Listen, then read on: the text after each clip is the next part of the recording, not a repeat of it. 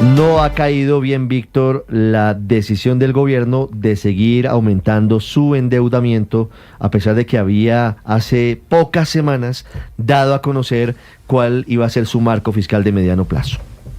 Sí, Ricardo, sobre todo eso, ¿no? Porque la credibilidad fiscal, las promesas fiscales del gobierno, pues cada día pierden valor, porque de un mes a otro cambian absolutamente todo el panorama y ya pues quienes invierten en Colombia, quienes se fijan en esos marcos de referencia, pues no saben si van a cambiar de un momento a otro las condiciones fiscales del país o qué es lo que está presentando el gobierno nacional. Hace un mes, un poquitico más de un mes, se presentó un documento que se llamaba el Marco Fiscal de Mediano Plazo, Ricardo, supuestamente con los planes fiscales del gobierno. Ahí fue cuando se levantó, se suspendió la regla fiscal por 3 años y se dijo: este año vamos a tener un déficit fiscal de tanto, el otro año un déficit fiscal de tanto, vamos a requerir de una reforma tributaria por tanto, inicialmente por 19 billones de pesos, y un mes después, Ricardo, cambian muchos de esos parámetros para construir el presupuesto general de la nación, que tendrá más gasto y tendrá un mayor déficit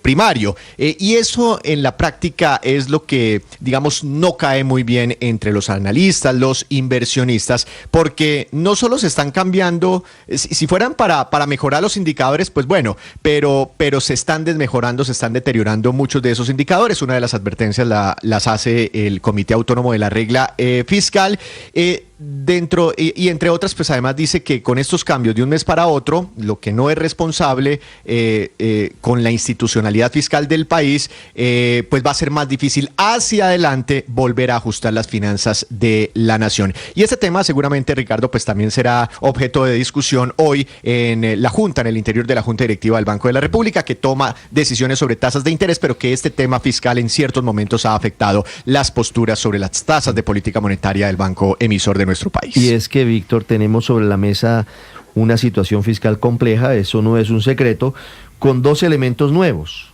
La radicación del presupuesto, usted hablaba de eso, la radicación del presupuesto por 557 billones de pesos.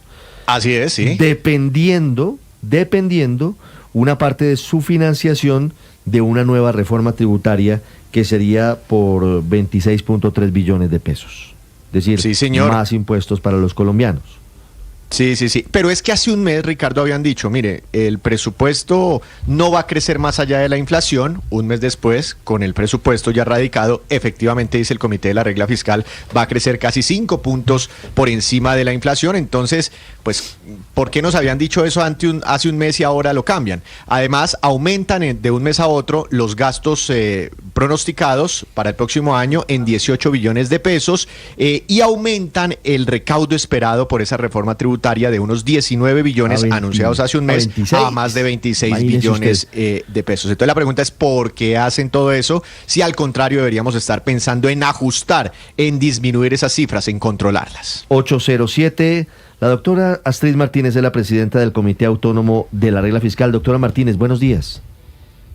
Buenos días, ¿cómo está? Doctora Martínez, quisiera que nos explicara por qué el Comité Autónomo de la Regla Fiscal había dado el concepto previo desfavorable al cambio del plan financiero para el 2026, presentado por el Gobierno Nacional. Sí, por todas las razones que ya dieron en el contexto. Resumieron muy bien el comunicado de... para destacar, recordemos que cuando se activó la cláusula de escape y la regla fiscal, se explicó que no se iba a poder cumplir la regla fiscal este año ni el año siguiente, que requería un periodo más amplio que un año para reducir el déficit y acercarse al parámetro de la regla fiscal. Y eso vino acompañado de una senda de ajuste a 10 años, porque en el marco fiscal de mediano plazo, donde se incluyó la activación de la cláusula de escape, se hace con una perspectiva de planeación fiscal amplia. Para el CAR, la tarea que seguía después del concepto previo que dio es hacer el seguimiento de esa senda comprometida en el marco fiscal de mediano como un mes. Y eso es lo que estamos haciendo ahora, porque la modificación lleva también a una modificación del plan financiero de 2026, que es consistente con el proyecto de presupuesto. Y ahí también tenemos que presentar un concepto previo. Y ese concepto previo favorable a esa modificación del financiero 2026, donde se dice cuáles son las fuentes de financiamiento y cuáles son los usos de ese financiamiento. Encontramos doctora, que...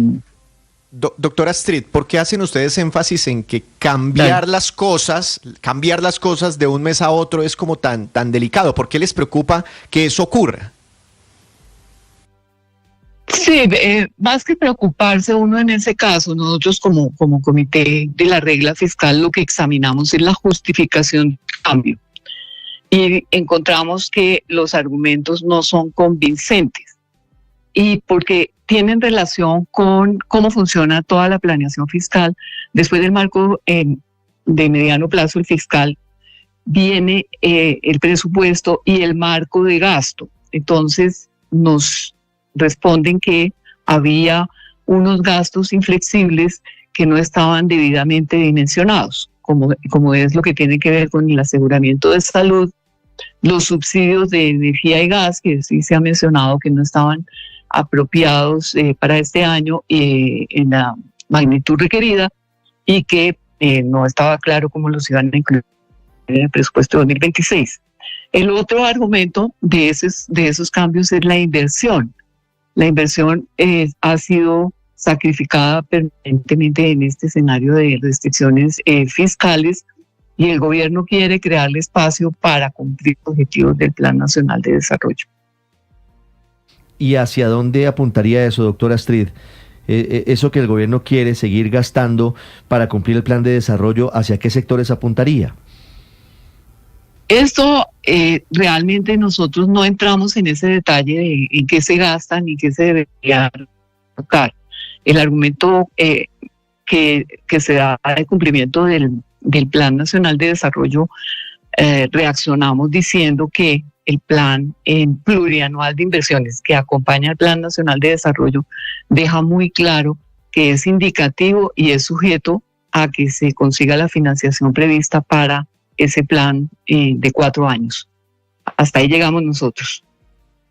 Claro. Doctora Martínez, ustedes dicen que con este cambio en los parámetros, en los nuevos pronósticos, este mayor gasto en el déficit primario, son temas un poco técnicos, pero lo que ustedes dicen es que con estos cambios de un mes a otro, para cumplir la meta de déficit fiscal el próximo año, ya no se va a necesitar un ajuste de 33 billones, como estimaban ustedes hace un mes, sino de 38 billones de pesos. ¿Qué quiere decir eso? Ese ajuste de 38 billones de pesos y una pregunta cortica relacionada con esa, ¿ustedes ahí están incluyendo la eventual aprobación de una reforma tributaria o si se cae esa reforma el ajuste tendría que ser mucho más grande? No, sí lo incluimos. En realidad la diferencia entre nuestras cifras y las que presenta Hacienda tienen que ver con que ellos están incluyendo el recaudo por una posible reforma tributaria. Entonces nosotros decimos no lo incluimos cuando hablamos del faltante de 33 billones de pesos para la propuesta de hace un mes y eso era parte de los 33 y ahora es parte de los 38, 26, 3 billones que se pretenden recaudar con la reforma tributaria. De resto, lo que hay ahí es que, como en 2025 tampoco pensamos que se va a dar el recaudo previsto, lo hemos comentado hace un mes, creemos que va a ser inferior a lo previsto en algo así como 8 billones de pesos. Eso crea una base para el cálculo del presupuesto siguiente y explica algo así como 11 billones de pesos de la diferencia. Y se suman algunas discusiones sobre otros rubros como rendimientos financieros. Entonces, para responder su pregunta, los 38 incluyen que no se dé la aprobación de la reforma. Claro, entonces otra vez metas de recaudo que son incumplibles, otra vez un descuadre grande, otra vez falta de austeridad y sin embargo nada de esto es vinculante y nada obliga al gobierno. ¿Para qué entonces sirve, y se lo hago esta pregunta con todo el respeto, doctora Martínez, las alertas, los campanazos del Comité Autónomo de Regla Fiscal? Sí, los conceptos técnicos que da el CAR no son vinculantes. y no tienen por qué hacerlo. Este es un comité estrictamente técnico. El control de lo que hace el gobierno le corresponde al Congreso de la República y a la Contraloría. Pues nosotros no somos un tribunal de cuentas, entonces no es que no haya ningún control en la institucionalidad previsto para lo que hace el gobierno. En materia tributaria, pues el Congreso da la última palabra. Doctora Martínez, yo le voy a hacer una pregunta para que nos ayude un poco como profesora, porque es una pregunta que me hace mucho la gente, y la gente dice, no, es que allá en Blue Radio no hacen sino decir que el país está muy mal, que las finanzas públicas, que un desastre, que se levantó la regla fiscal, que nos bajaron la calificación crediticia, pero la gente percibe en la calle otra cosa, porque la economía se está reactivando y las cifras del comercio van volando y los centros comerciales están repletos y los aeropuertos repletos y los conciertos repletos, y vemos muchos indicadores económicos que efectivamente se están reactivando. ¿Cuál es la relación entre lo fiscal, que está muy mal, y el crecimiento real de la economía, y cómo lo uno puede incidir en lo otro? Es una pregunta difícil de contestar porque nos lleva a un tema más general que va a tener que ver con las reformas que hay que hacer, y es que hay que ampliar la base de tributación también. O sea, está muy bien que le vaya a la economía. Por una parte, hay que hacer como ese análisis, si está tan bien la economía, porque el recaudo no sube de la misma manera. Hay mucha gente que no paga impuestos y podría pagar, y esa es una discusión que corresponde al Congreso de la República. Ahora, por el lado del gasto, el gasto público también apalanca a las inversiones del sector privado y también contribuiría al crecimiento. Y de otro lado, viéndolo desde la perspectiva, es el crecimiento económico la variable fundamental para reducir el desequilibrio fiscal.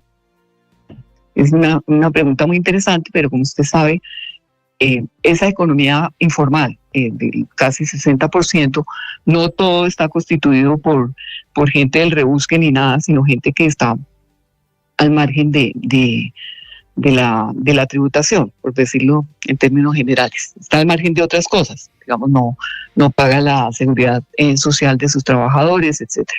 Claro, cuando se trata de grandes empresas, grandes emprendimientos. La informalidad, claro, pero esa pregunta de Víctor es bien interesante porque es cierto, las cifras del DANE nos dicen una cosa y se ve la economía dinámica en diferentes sectores, pero las advertencias sobre las finanzas del Estado son muy grandes. Ustedes encienden los bombillos rojos de una forma permanente, doctora Astrid, y yo quiero preguntarle sobre un asunto puntual. ¿Cómo ha manejado el gobierno actual el endeudamiento? ¿Cuáles son hoy las cifras de la deuda pública colombiana? El manejo del endeudamiento es parte de lo que se propone para hacer viable la meta de déficit total. Nosotros no nos concentramos en la deuda porque nuestro parámetro a seguir en regla fiscal es el gasto primario. Pero pues sí mencionamos y seguimos lo que tiene que ver con el servicio de la deuda, no tanto con el stock de deuda, sino con lo que impacta las 2 años, cada vigencia fiscal. Y en ese sentido hemos dicho que desde que creció la deuda durante la pandemia del 48% al 60% del PIB, nos hemos mantenido en los últimos años en un promedio de 59%. En el 2023 hubo una reducción que fue un poquito coyuntural, porque el crecimiento de 2021 y 2022 fue muy alto, pero también porque hubo apreciación de la moneda y eso reduce el saldo de deuda en pesos. Entonces, tenemos ahí un tema estructural en el sentido de que es reflejo de que no resolvemos tampoco el desequilibrio fiscal. El déficit a financiar crece todos los años. Este año se dice que hay una estrategia de deuda para reducir el cobro, el pago de los intereses, que está llegando a ser 1 de cada 3 pesos de recaudo se vaya. Y eso es loable porque le crea espacio al gasto social y al gasto de inversión. pero encontramos que esa reducción propuesta por la estrategia de deuda de este año y del siguiente puede no ser permanente, sino más bien traducirse en el siguiente periodo 26 a 27 en un aumento de los intereses, porque lo que se está haciendo es traer toda la deuda al corto plazo. Doctora Astrid, ¿hoy usted ve necesaria una nueva reforma tributaria para poder cumplir con las metas y con los gastos que tiene el Estado, como la plantea el gobierno? ¿Anticipa que viene otra reforma tributaria? Sí, ya lo habíamos dicho en el marco fiscal de mediano plazo, que la ventaja de la activación de la cláusula de escape es que se sinceraron las cifras. O sea, se pasó de una meta que se había propuesto para 2025 de 5.1% de déficit a uno de 7.1%. Y que pues eso ya nos dice la necesidad de aumentar los ingresos. O sea, no están dando los ingresos para financiar los gastos. El otro comentario que se hace es: entonces reduzca el gasto, pero también somos conscientes de que hay unas inflexibilidades de gasto importantes y que lo que está quedando de gasto discrecional es muy bajo. Eso de gasto discrecional es el que aspiran todos los gobiernos a tener para desarrollar su plan de gobierno. Entonces, hasta que no se remueva ese factor de inflexibilidad del gasto y no aumente los ingresos, pues la reforma tributaria se necesita, claro que sí. Las 8:20 es Astrid Martínez, presidenta del Comité Autónomo de la Regla Fiscal, con nosotros, hablando sobre la perspectiva macroeconómica de Colombia en este 2025 y lo que viene. Doctora Martínez, muchas gracias. Gracias a ustedes, hasta luego. 8:20, Víctor.